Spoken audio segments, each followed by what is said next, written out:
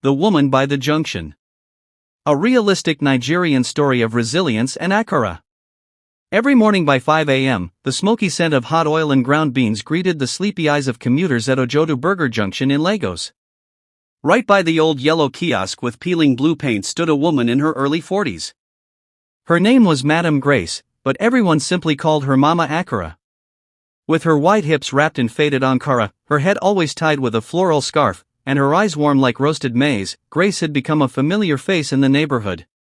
Her akara was more than just food, it was comfort. A crispy ball of golden brown served with spicy pap or wrapped in newspaper for quick bites. But behind the laughter and friendly calls of customer, come by fresh akara lay a story many didn't know. Before we continue, please like, comment, share and follow. Grace had once been married to Afani, a kind-hearted mechanic who loved to hum Sunny Aid songs. Together, they lived in a small one-room apartment with their 2 children, Sandra and Ibuka. Life was not luxurious, but it was full of love and peace. Until one rainy July night in 2017, Afani didn't come back home. His bus was robbed on the highway. The robbers shot 3 people. He was one of them. Grace broke. But she didn't have time to grieve. 2 children stared at her with empty stomachs and confused eyes. Her landlord knocked 3 days later for rent.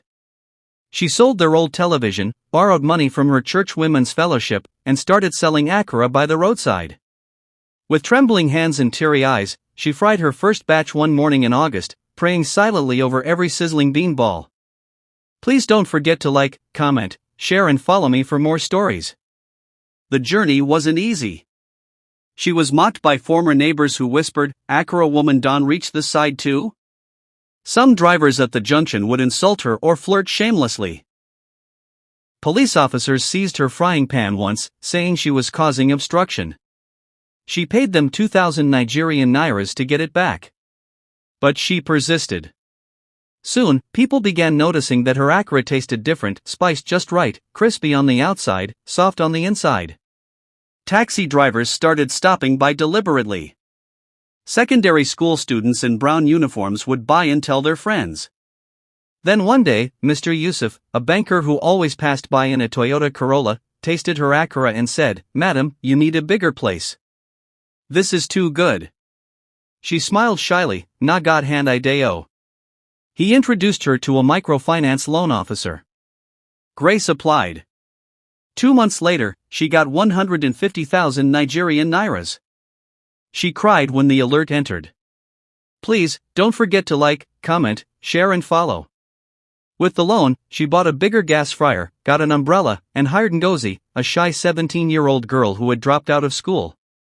Grace paid her 7,000 Nigerian nairas monthly, fed her, and even encouraged her to register for WAEC. She taught Ngozi how to fry, how to treat customers, and how to save.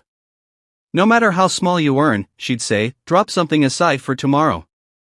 Her akara stand became a small refuge. People came not just for food, but to talk. She always had advice, prayers, and occasionally, extra akara for the hungry. A widow with 3 children once came crying her rent was due, and she had no hope. Grace gave her 10,000 Nigerian nairas from her savings. Start something, she said. Anything. Even puff puff. Please like, comment, share and follow before we continue. One morning, during Harmattan, a journalist from The Guardian was stuck in traffic and came down to buy akara. He ended up talking with Grace for 20 minutes. Touched by her story, he wrote a human interest article titled, "The Queen of Akara, Feeding a City with Hope." It went viral. Soon, NGOs reached out. One offered to sponsor Sandra's university education. Another donated a small kiosk. A foundation invited Grace to speak at a women's empowerment conference. She wore her best wrapper, borrowed a pair of shoes, and stood on stage, nervous, but proud. "I no go lie to you," she told the crowd, "I started because I had no choice. But I stayed because I saw I could feed people and feed hope." The hall gave her a standing ovation. Epilogue, the kiosk with a smile. Today, Mama Grace's akara stand is more than a business. It's a symbol. Her children are in school. Sandra is studying accounting. Ibuka dreams of becoming a chef. Ngozi passed her exams and is training to become a teacher. Grace still wakes up before dawn, still sings while frying, and still prays over every batch. Because in that hot oil and bean paste, she doesn't just see Akira. She sees survival. She sees love. She sees Grace. And Lagos, in return, sees her. Moral. Sometimes, what the world sees as small can feed nations if done with purpose, patience, and a little bit of grace.